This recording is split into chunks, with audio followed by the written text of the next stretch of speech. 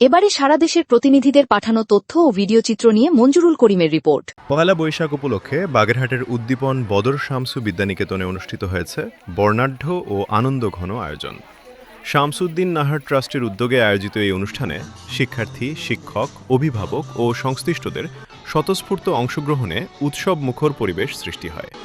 অনুষ্ঠানে উপস্থিত ছিলেন প্রধান সমন্বয়ক সুব্রত কুমার মুখার্জি, স্বাস্থ্য সমন্বয়ক তাসফিয়া জাহান দীপা, বিদ্যালয়ের প্রধান শিক্ষক দীপঙ্কর পাল, সহকারী প্রধান শিক্ষক উজ্জ্বল মল্লিক সহ অন্যান্য সহকারী শিক্ষক, মেডিকেল সহকারী, স্বাস্থ্যকর্মী, শিক্ষার্থী ও অভিভাবকরা।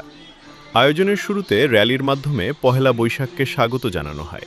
এরপর মনোজ্ঞ সাংস্কৃতিক অনুষ্ঠান ও ঐতিহ্যবাহী কলাপাতায় মধ্যাহ্নভোজের আয়োজন করা হয়। পুরো আয়োজন জুড়ে ছিল বাঙালির সংস্কৃতি, ঐতিহ্য ও মিলনের আবহ। আয়োজকরা জানান, নতুন প্রজন্মের মাঝে বাঙালি সংস্কৃতির চেতনা জাগ্রত করা এবং শিক্ষার্থীদের সামাজিক ও সাংস্কৃতিক মূল্যবোধে উদ্বুদ্ধ করতেই এই আয়োজন।